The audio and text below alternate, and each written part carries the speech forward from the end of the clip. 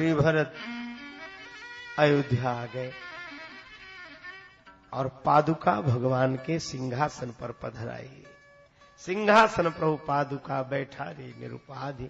और श्री भरत को लगता क्या है, अस सुख जस सिय राम रहे थे।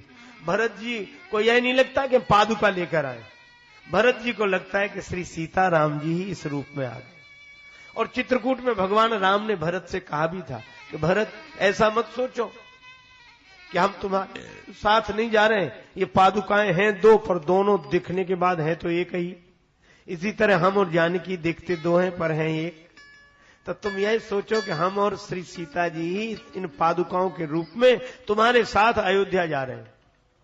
श्री भरत ने कहा कि प्रभु इन पादुकाओं में और आपके इस रूप में कोई अंतर नहीं। भगवान ने कहा कोई अंतर नहीं। तो भरत जी बोले प्रभु एक काम क्यों नहीं करते?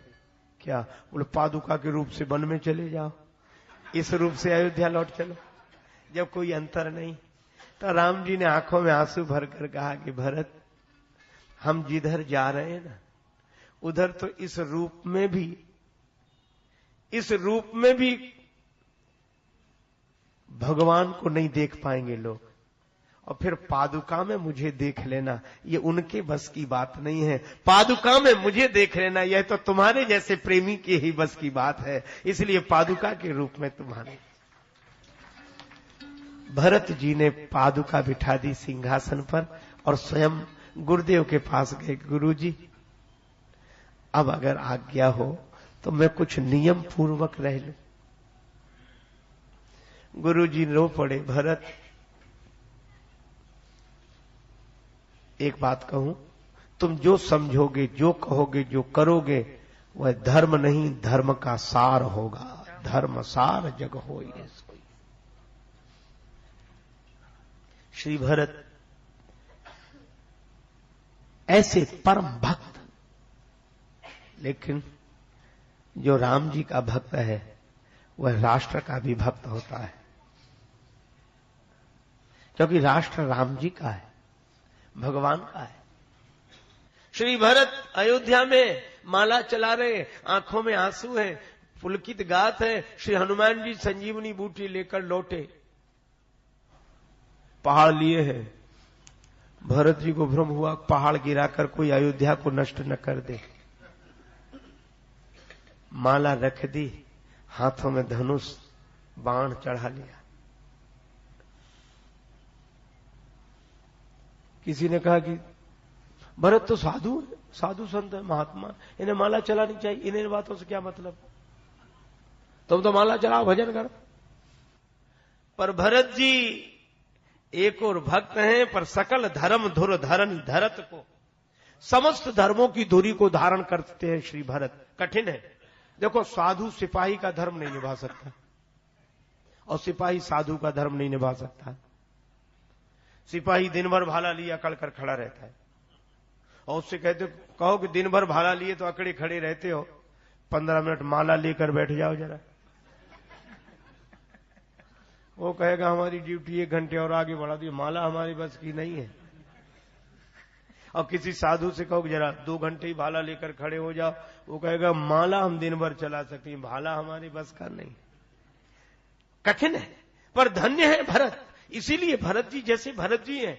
अभी साधु पुलक गात ही सी रघुवीरू नाम जी है, जब लोचन नीरू माला हाथ में थी, लेकिन अयोध्या पर संकट देखा तो माला रख दी, धनुष पर बाण चढ़ा लिया। ये सकल धर्म धुर धरनी धरत को।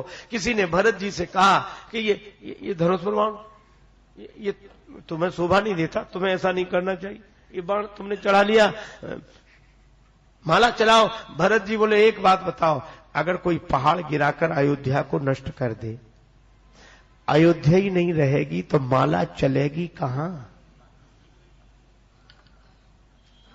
माला चलाने वाले जिस देश में रहते हैं वह देश ही नहीं रहे। भरत जी यह संदेश देते हैं कि हम भगवान के भक्त हैं, लेकिन राष्ट्र पर संकट आ जाए तो माला रखकर भाला लेकर खड़ा हो जाना चाहिए। धनुष पर बाण चढ़ा लिया। अच्छा, लेकिन दूसरी बात भी है।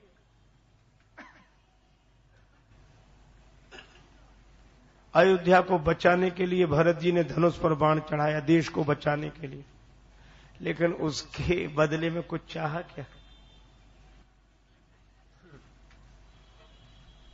क्या किया भरत जी ने? बड़ा सुंदर संकेत है, बिना फल का बाण, बिनु फल सायक मारे, ऐसा बाण जिसके आगे फल नहीं लगा था। इसका अर्थ है कि हम राष्ट्र की भक्ति करें, राष्ट्र की सेवा करें, राष्ट्र की रक्षा के लिए आगे बढ़े, लेकिन हमारी कोई फलाकांक्षा ना हो। फल नहीं लगा है। किसी ने भरत जी से कहा कि बिना फल का बाण क्यों चला रहे हो? भरत जी बोले इसलिए ताकि लोग देख लें कि बाण हमारे हाथ में है और फल भगवान के हाथ में है। कर्मण्योवाधिकारस्ते मां फलेषु कदाचन। बिना फल का बाण हनुमान जी को लगा, हनुमान जी नीचे गिरे। एक आदमी बोला हनुमान जी नीचे गिरे तो पहाड़ कहां गया? बहुत लोगों को यह प्रश्न भी पहाड़ ही जैसा लगता है। गीतावली में तुलसीदास जी ने उत्तर दिया, गिर्यो कपि राम कही पवन राख्यो गिरी। श्री भरत ने देखा हनुमान जी मूर्छित राम राम कह के हुए, ये तो कोई राम भक्त है, जगाया नहीं। जागे जो मुंह पर रघुपति अनुकूला, राम जी की कृपा हो। तो भरत जी ने प्रार्थना की, हनुमान जी मूर्छा मुक्त हुए। भरत जी ने कहा मुझसे भूल हो गई, अपराध हो गया, मैंने बाण मारकर आपको नीचे गिरा दिया। हनुमान जी बोले गलती आपसे नहीं मुझसे हो रही थी।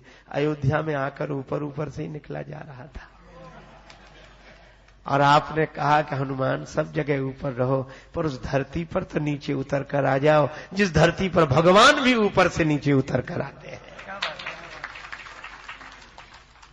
और तब, और सही बात है, फिर वही बात, हनुमान जी को बाण लगा तो अयोध्या की धरती पर आए। और भरत जी कौन है? राम प्रेम मूर्ति तनु आहे। ये प्रेम का, भगवान के प्रेम का बाण जिसे लगता है वही भगवान की लीला भूमि से जुड़ता है। हनुमान जी संजीवनी बूटी लेकर गए, लक्ष्मण जी मूर्छा मुक्त हुए, रावण पर विजय प्राप्त की। विभीषण जी ने कहा कि अब जनग्रह पुनीत प्रभु कीजिए, कुछ दिन ठहर जाएं। भगवान बोले भरत दशा सुमिरत मोहि निमिष कल्प समझात। और तब पुष्पक विमान में बैठकर भगवान आए। सबसे मिलते हुए जब श्रृंगवेरपुर पधारे, सीता जी ने कहा कि मैं गंगा जी की पूजा करूंगी। विमान उतार दिया गया। अयोध्या में श्री भरत सोचते हैं अवधि यही है, अवधेश बचनों की ओर, अवधि यही है, अवधेश पद पाने की, अवधि यही है प्रभु के अवध आने की, ना ये तो अवधि है हमारे प्राण जाने। तब तक श्री हनुमान जी ब्राह्मण रूप में उपस्थित हुए। रिपुरण जीत सुजस सुर गावत, रिपुरण जीत सीता अनुज सहित प्रभु आवत, रिपुरण जीत। हनुमान जी ने प्रभु के आगमन का समाचार दिया है। भरत जी को लगा कौन है शुभ संदेश देने वाला। हनुमान जी ने कहा कि मैं हनुमान। भरत जी हनुमान जी से मिले, मिलने के बाद बोले क्या तुम सचमुच हनुमान हो? हनुमान जी बोले सचमुच के हनुमान जी कैसे होते हैं? हमें भरत जी बोले मेरी आंखें कहती हैं कि तुम हनुमान हो, पर जब तुम्हें हृदय से लगाता हूं तो मुझे लगता है मिले आज मुझे राम प्रीते, जैसे राम मिले। ठीक ही लगता है। क्यों? जास हृदय आगार बसहि राम सर चाप धर। भगवान भी भरत जी के बिना नहीं रह पाए, इसलिए उन्होंने कहा कि विमान में बैठकर बाद में चलेंगे। भरत से मिलने के लिए तो पहले हनुमान में ही बैठकर चले ताकि श्री भरत से मिलना हो जाए। कौशल्या माता सोचती हैं, बैठी सगुन मनावती माता, कब आई हैं मेरे बाल कुशल घर, कहो काग पूरी बाता।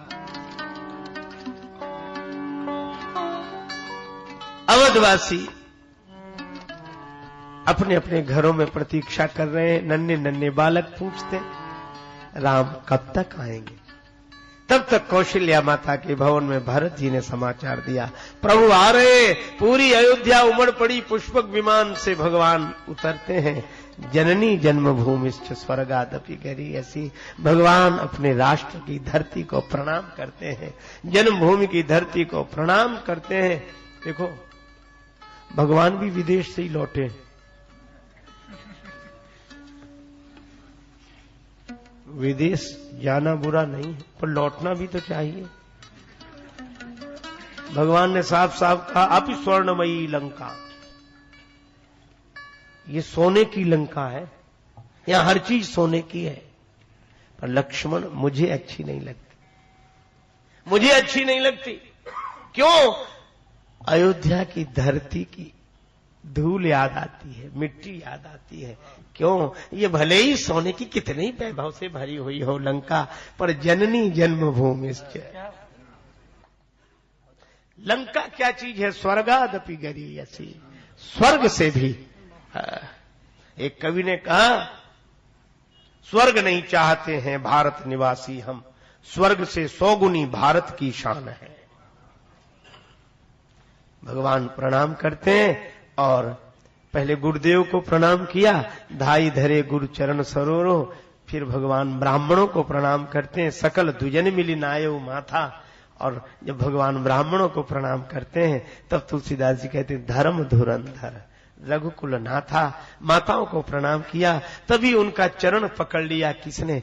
भरत ने। भरत को पहली बार कृष्णकाय मुनि रूप में भगवान ने देखा। मैं तो बन गया था और ये भवन में रहकर ऐसे रहा। भगवान रो पड़े, यही बोले, उठ भाई तुल सका न तुझसे राम खड़ा है, तेरा पलड़ा बड़ा भूमि पर आज पड़ा है। मैं बन जाकर हंसा किंतु घर आकर रोया, खोकर रोते लोग भरत में पाकर रोया। भगवान ने भरत को हृदय से लगाया।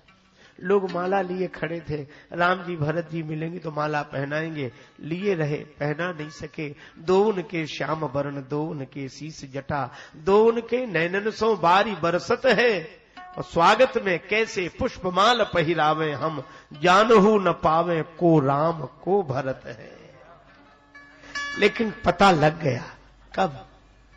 बूझत कृपानिधि कुशल भरत ही, बचन बेगी न आवई। राम जी कुशलता पूछ रहे पर भरत बोल नहीं पा रहे हैं। भगवान पहले किसके भवन में गए? माता कैकेयी के। प्रथम तास गृह गए भगवान। ताहि प्रबोधि बहुत सुख दीना। और जब भगवान अपने भवन में गए तो लोग गुरु जी के पास गए, राम जी को आज ही बिठाओ सिंहासन। गुरु जी बोले, थके हुए आए, कल बिठा देंगे। बोले, कल नहीं, पहले भी यही गड़बड़ी हुई थी, ये बीच में रात तो आनी ही नहीं चाहिए।